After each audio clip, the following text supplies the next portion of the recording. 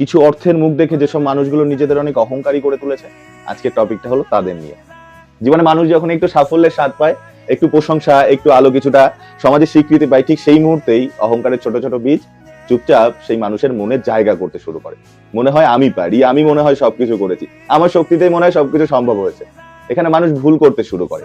সে ভুলে যায় পেছনে থাকা সেই হাতগুলোকে, যারা তাকে পথ দেখিয়েছিল, ধরে দাঁড় করিয়েছিল, সুযোগ দিয়েছিল, স্নেহ করেছিল। যে মানুষগুলো না থাকলে হয়তো এই সাফল্যের গল্পটা তার লেখাই হতো না। তাদের অবদান সে অচেতনেই মুছে ফেলে।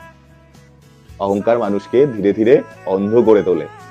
সে নিজের ভুল দেখতে পারে না, অন্যের ভালোকে মূল্য দিতেও জানে না, নিজেকে মনে হয় অনেক শ্রেষ্ঠ, অন্যরা সবাই ছোট, তুচ্ছ, সাধারণ।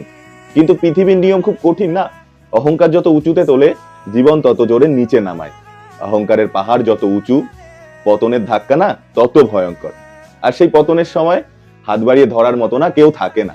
তখন মানুষ বুঝতে পারে আজ যেখানে এসে দাঁড়িয়ে আছে তা একার শক্তিতে না, অনেক মানুষের প্রার্থনায়, ভালোবাসায়, ত্যাগে আর সমর্থনের ওপর দাঁড়িয়ে সে আছে। তবে এই উপলব্ধি সাধারণত পতনের পরেই আসে, যখন সত্যটা চোখে আঘাত করে আর ভেতরটা খালি হয়ে যায়।